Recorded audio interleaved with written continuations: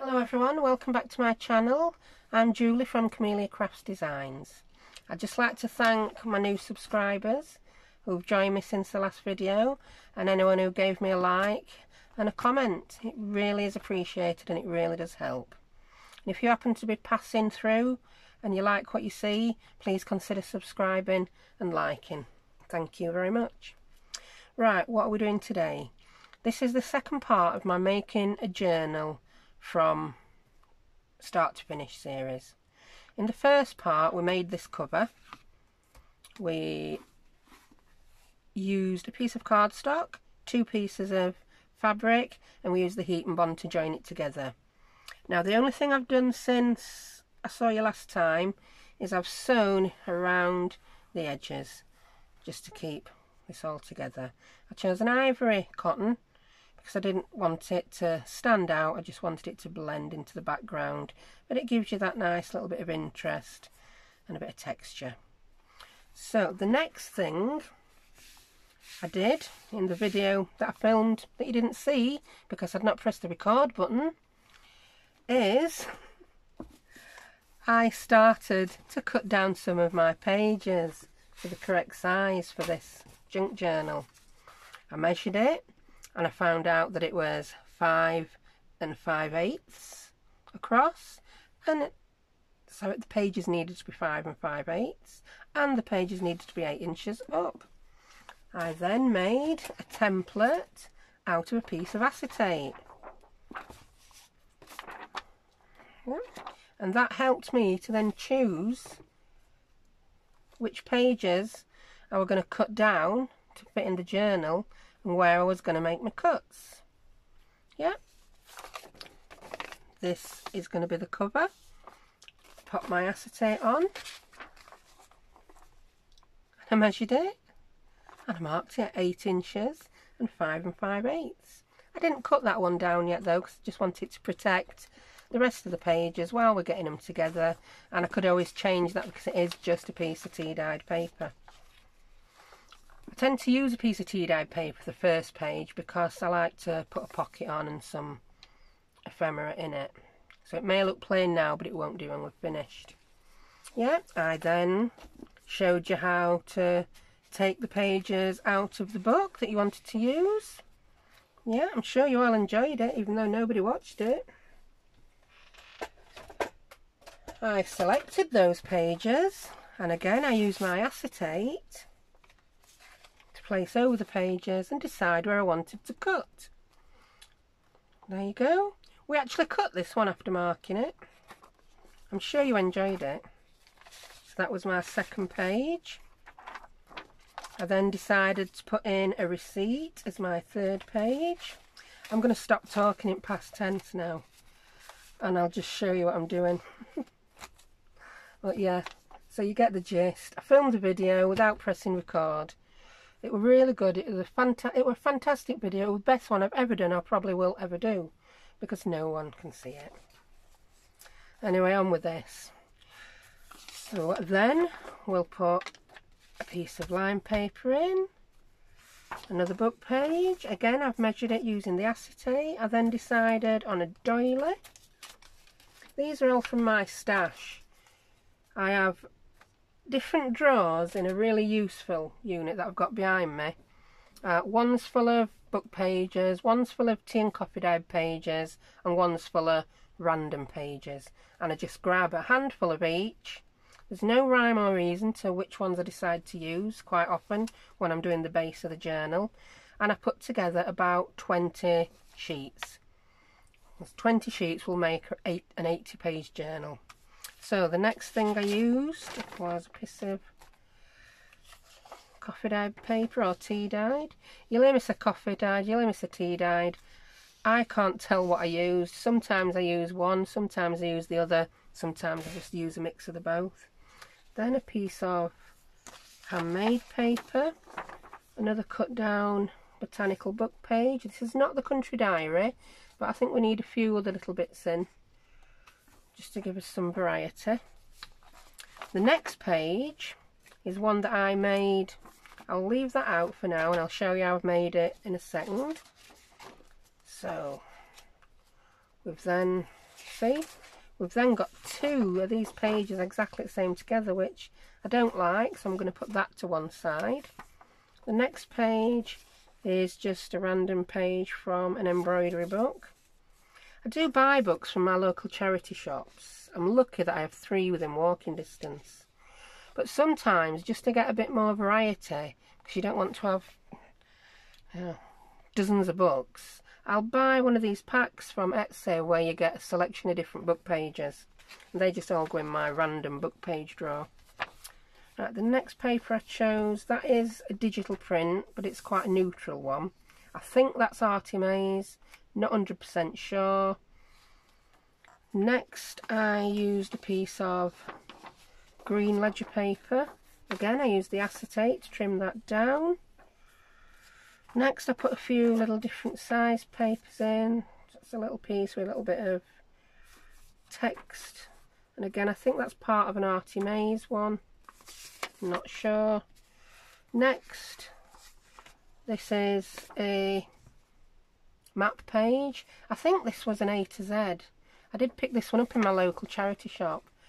And this one page I've picked out is really weird because it has the area where I grew up. And I lived in 2 different houses in that area and they are both on this one map page. How weird is that? Anyway, that one next. I've then got another book page. This was from my random stash. It was just a single page, so I'll pop that in sideways. Another piece of lined paper. I didn't like the height of it, so I just trimmed the top and bottom down using my tear ruler. Then another doily. Plain one this time. And last but not least, I used this. That's one of the pages where I have spritzed a doily. So it's coloured, not only is it coloured the doily, I've got this lovely pattern on this book page. I may use that as my centre page, I may not. Like I said, this is not final. I tend to do quite a bit of embellishing before I bind my journals, so I can swap out any pages that I feel are not working. So that's the beginning. I've took a couple out. Let's count how many we've got. 1, 2, 3, 4. I don't count the doilies as a page. 5, 6, 7, 8, 9, 10, 11, 12, 13, 14, 15. So we've got 15 sheets of paper, which will give us 60 pages. And if you're not sure how I calculate that, I'll tell you, because I know when I first started junk journaling, I'd see people describe things as having so many pages or so many leaves or so many sides, and I really wasn't sure which were which. So the way I remember it now is, it is a book. When you have a book, it has a number on each page. It'll go page 1, 2, 3, etc. So on that basis, one piece of paper folded in half will give you 4 pages. So when I'm calculating how many pages my journal will have, I count the pieces of paper folded in half and times it by 4. Luckily this was 15, it was easy. I can times 15 by 4, it's 60. So we can fit more in there. I tend to make these kinds of journals anywhere between 60 and 100 pages. Depends on how much embellishment I'm going to use and how thick some of the pages are. So we have got room to add more. These were the ones I decided not to put in at first. Yeah? So they were a bit like, if you've ever seen The Apprentice, Alan Sugar, you're fired. So off they go. Right, as we went through, I pulled out one page and I told you I'd show you how I made it. Now this is a page from a pad of music script paper. This is the paper you'd use if you were writing your own music. My kids have sometimes come home with it from school. I just picked this pad up from Amazon. It's a lovely cream colour. It's a lovely weight, and it just adds a little bit of interest to your journals. So what I did, that was my piece as I took it out of the pad. I then used my piece of acetate again to decide how tall the page needed to be, and I just marked it. You can see the pencil mark there. Folded it over. I then folded it in half, and that's given me a couple of pocket pages. So as you can see, we've got one pocket there and another pocket on the back. Yep, I can't remember where that was in the journal, so this will just go to show you it doesn't really matter where you put things, it's whatever is pleasing to you. And as I said before, you may change that as you go through. So we'll pop that on top. Right, another type of pocket page I'm going to show you. At the end of the last video I did say if I had time I would show you how to make these pages, and because I've done half of that without you, I've got plenty of time. So this is, I think I call them interactive pages. I've seen other people call them that. Dawn at the book bundle shop does some brilliant pages, and I've learnt a lot from watching her. I know I said last time that I would watch tutorials and then quite often end up with something completely different. Well, I just need to make clear that that is not because of Dawn. It's not Dawn's teaching, it's my following. I tend to get so engrossed with what I'm doing on a tutorial. I don't look at the screen. I forget to pause it. I look back and I've missed a load out and I think, oh, I know what they did, I can do that. And then quite often I don't do that. But that's just a way to make new pages, I think. So yeah, I've cleared that up. It's not Dawn's teaching, it's my following. Anyhow, this one, let's put them totally out of the way for now so we've got a nice clean workspace. Right, if you look, this is 2 pieces of A4 paper. Yep. And it gives you this lovely page where you've got a flap there. Under the flap you've got a pocket. Turn it again, you've got a plain page, then a pocket page. Turn it again and you've got a deeper pocket. So I'm going to show you how I make these. It may not turn out exactly like this. I can't follow my own tutorials. Now, to make it easier, I've got some paper and I'm going to use 2 sheets of paper in 2 different colours. That's just a background that I've printed. And I'm going to use one of these. Oh, purple on purple. Oh, very purple. I pinched this from my daughter's pack. My youngest twin is dyslexic, and that's her colour that makes it easier for her to write on and read things. So, first thing I'm going to do is I'm going to take one of these sheets of paper. I'm going to get a ruler. I'll grab this one, and I'm going to get one of my, don't know what it's called, scoring tool. That one's a bit thin actually, it could rip the paper. I've got all these in pots just off camera. Move that one out of the way first. Yeah, you can still see this purple on purple. And I'm going to line the edge of the paper up on the board. This is just how I know I'm doing it straight.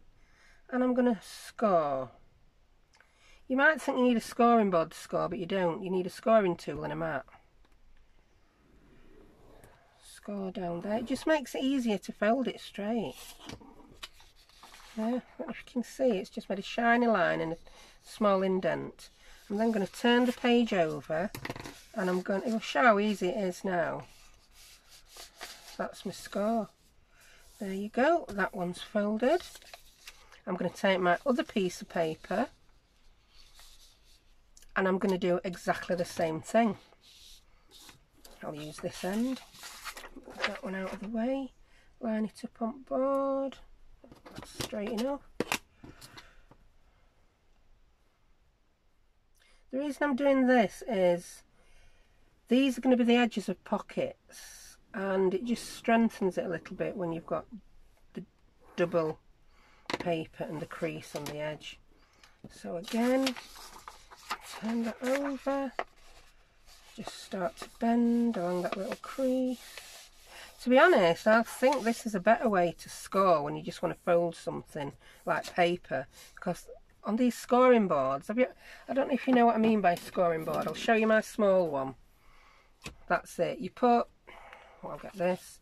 You put your paper on it, and then you can score 1 inch, 2 inch, wherever. And I tend to be quite heavy-handed sometimes with paper, and I'll score it. Oh, I didn't rip that one. It must be good paper, that. Or, as you can see with paper, can you see how it moves? Yeah, it's brilliant for card. I'm not liking them for paper. So this is how I score my paper. So we've now got 2 pieces of paper with a lip on. I'm then going to grab my glue stick, which is just to hand. As I said before, everything is to hand in this craft room because it's a 6-foot square cube. I've just got a cheaper glue stick for this because it's not something that might fall off. I'm just going to pull that back because this is my nice filming mat. I'm going to put something under because I don't want to get glue on it. And I'm just going to put a little bit of glue. Oh, has this dried up? I must have left the lid off. It was dried up on the top. Just a little bit of glue stick to stop that coming up and to stop things catching when you put them in this pocket. So that's one. A little bit of glue stick on this one. Just there we go. I'll put the lid back on this glue stick. That's why the end was dry when I first tried it, because I've probably been making a project and put the lid on an hour later. I'll move my glue piece off to my... my setup has got 2 desks. I've got one here and then I've got one off to the side at a right angle where I store everything. Bring in my other sheet of paper now. So we've got 2 sheets of paper with 2 lips that have been folded over. So now I've got to decide how I want to put them together. Right, do I want to put them so I've got small little pockets? I'll bring my prototype back in. If you look, I did quite a big overlap. So I'm going to do the same again, I think. I think I'm going to overlap it about yay much. Yeah, I like that. Now just to make sure I get these straight-ish, although if you get them wonky, you'll fold it all up and you won't have a nice straight pocket. You'll have something that looks like, I don't know, an origami bird.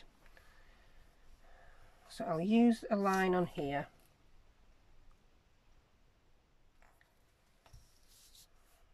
And a line on there.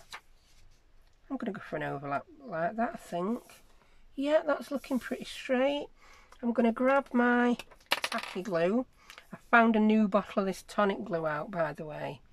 That's what it looks like. But guess what? When I looked in Every Craft's a Pound, they do have it in stock, but they've changed the design, so it doesn't look like that anyway. And I'm going to put a little bead of glue along here. It should come out. It's a new bottle. I never took the... Hang on. Watch this. Oh yeah, that'll be why it's not coming out.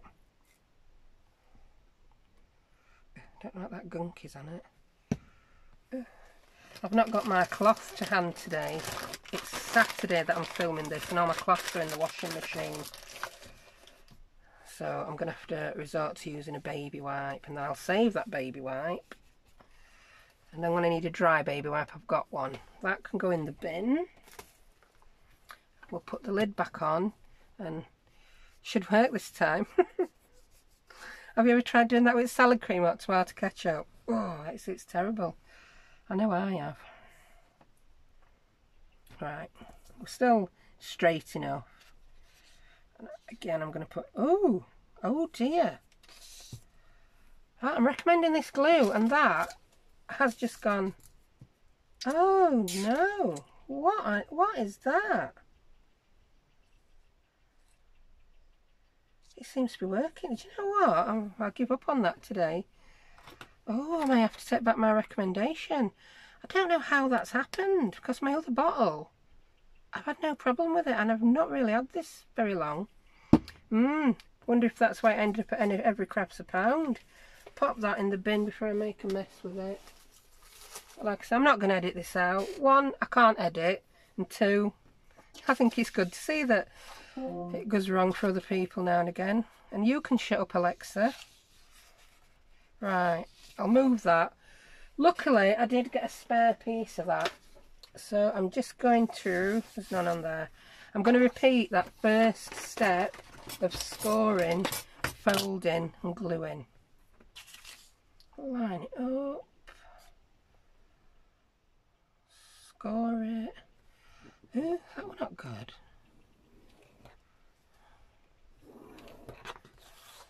So that's scored. Fold it again. There you go. Grab the glue stick. Oh, where's my bit of paper? There we go. Can't get this mat dirty.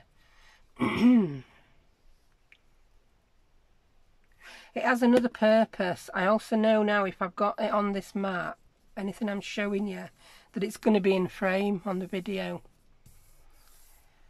But I still want to keep it clean. It's like that when you get a new craft item, isn't it? You don't want to dirty it. I'm like that when I buy stamps. Don't want to use them. It's to be dirty. Right, so I will now bring back in the purple one. Wow, that was terrible, that glue. I'm going to go back to my old favourite art glitter glue. I've never had anything like that happen with art glitter glue.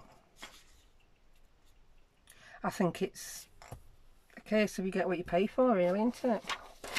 Hey ho. So, anyway, take two. I think one of these sheets of paper might be a bit longer, is it? No. Ooh, can you see how that's totally not lined up? We'll be going for that origami bird on that one. That's better. Grab the art glitter glue. Take the pen out with my teeth like I normally do. I won't leave the pin in my mouth. And I'm just going to put a little bead of glue. Not a lot because I'm going to sew.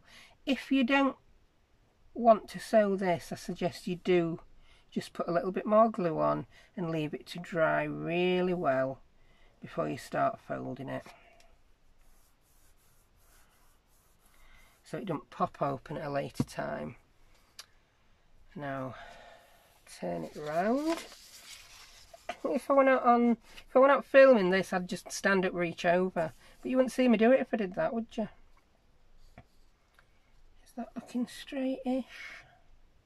Because we can trim the top and the bottom, but we don't want to have to trim too much. We'll lose a lot.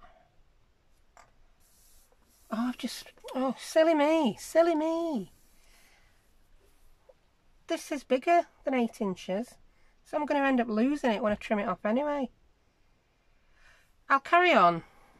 Don't make that mistake. Cut your paper down to 8 inches high before you do this. This one's not actually going to go in the journal anyway, because I don't want this lilac in.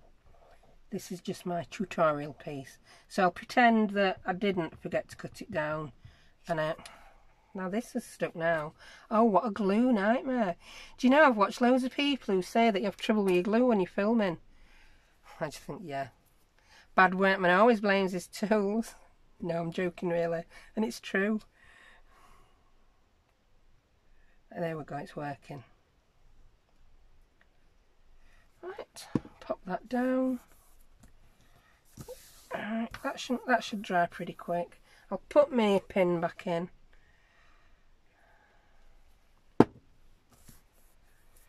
There we go. Now, I've got to decide where I want to score this to make the middle of my page. And I think we'll have one pocket slightly bigger than the other. It's easy to say that. We'll have one pocket slightly bigger than other, then if we get it wrong you'll never know. So get this straight again, because I'm not getting my scoreboard out. And I'll do it along that line. Grab my scoring tool. Again, you can get these all over. The ones I'm using, I don't know if anyone ever remembers the Fiskars. I can't remember the proper name of them. The boards that you emboss on. You had a big blue board and you had all these plastic stencils. You had two. You put a sheet in the middle, and to emboss, you followed all the lines round with this tool. It takes forever, but it was a big thing umpteen years ago. Right, I think that's scored enough. So it doesn't really matter which way you bend this. I think it's going to bend that way a lot easier. So you can see it just naturally wants to bend then along that crease. And you don't get all these wrinkles up to... Right, firm that down. You might get a little bit there, but that's not a problem. Grab my bone folder. This is my manky old bone folder. Yeah, I like that. And I like that. Right, the next step is to decide... I don't know why that did that. Maybe I've not got it flat, but as you can see, smooth it out with your bone folder, not a problem. When you've sewn it, it'll be a lot easier anyway. I'm not going to sew on camera, I keep saying that. Right, I'm going to bring my piece of acetate back in from the side for this journal. That will help me decide where to fold. Now, we've measured for the widest page, the front cover. Depending on where I want to put this in my journal will depend on where I do the next scoring. So I think I'm going to pull it out yay much. Yeah, I will then just mark that there, and that's where I'm going to fold. I'm not going to score this one.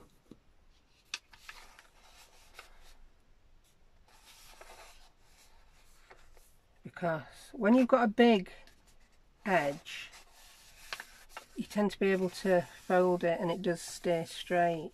What can happen when you're just folding a tiny bit over is you start to press it down and you'll end up with a thin bit folded over there and a big bit there or other way around, and it's a nightmare. But when it's a big part, it's quite easy to fold. Having said that, I've just got that out slightly. Use bone folder to redo it. So that's that one. Now, do I want it that way or do I want it that way? I don't want it that way because that's the small pocket side. I'll do it that way. That will then turn over. This is the one. Then decide where to fold this one. Just a pencil mark again. It's easy to rub out then. That's that. Put that back. I hope I don't look like an octopus. And then we'll fold that over. Oh, I like that. And there you have it. I know it's not sewn yet, but you've got the same page as my... Oh, have I actually made it the same size as me? Very similar. But like I said, everyone's unique. So we've got a flap there and a pocket. Turn that over. Pocket there. Plain page. Turn it again. Did I make that one? Did I make that into a pocket on the other one? I did, didn't I?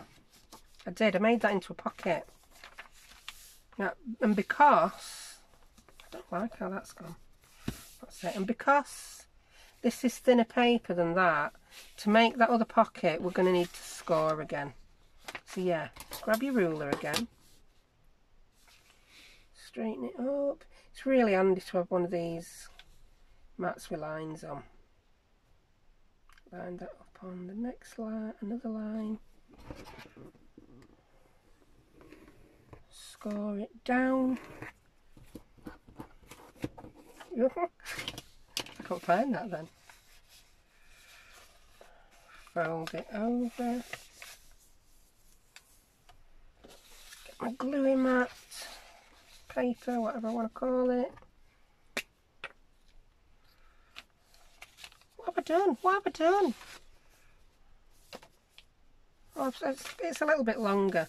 It's fine as long as it still fits inside your acetate piece. Yeah, that's fine. God, this has been a right tutorial, this, hasn't it? I think the other one's proof I can do it when I'm not filming. Oh. Glue stick.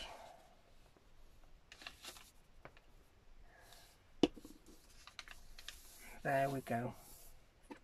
Then what you'll need to do is decide which side you're going to have that pocket on. I think I'm going to want it there because I don't want two pockets on that page. Move my gluey paper. Grab your glue. Just give that a little glue as well. 2 little beads. I'm only using a little bit because I am going to sew this. If I use this one, to be honest, I would sew this. Was it one that I was going to be using? And there you go, pocket. And like, you don't even have to have these one way or the other. They're interchangeable. Flap and pocket. I like that bit. I like this bit where you've got a flap and a pocket hiding underneath. So whoever gets this journal, if you're giving it away or selling it, won't know that's there until they lift it up and they're like, ooh. Well, that would be. So you can see now, when I pull it out, that's one sheet of A4, and that's the other sheet of A4. There you go. Flippity flap. So, that's all for today. We've got our cover. We've got our page, some of our pages, and we're all ready to start deciding what we're going to put where on these pages and if we need any extra ones. When I come back next time, I will have chopped these all down, and yeah, I will have chopped them all down.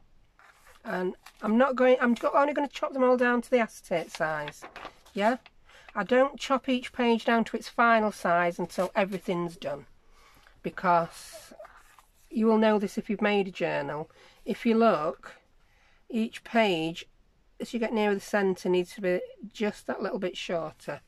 But we don't know how much until we've got every page in and we're ready to bind it. So I'll stop waffling now because I've gone into waffle mode. I think it's because it's the second time I've done this video and I can't remember what I said on first one. I'm thinking, did I say it first video? Did I say it this video? Anyway, I'm back in waffle mode, aren't I? So thank you very much for watching. And if you're still with me, I will see you in part 3. Thank you very much. Bye.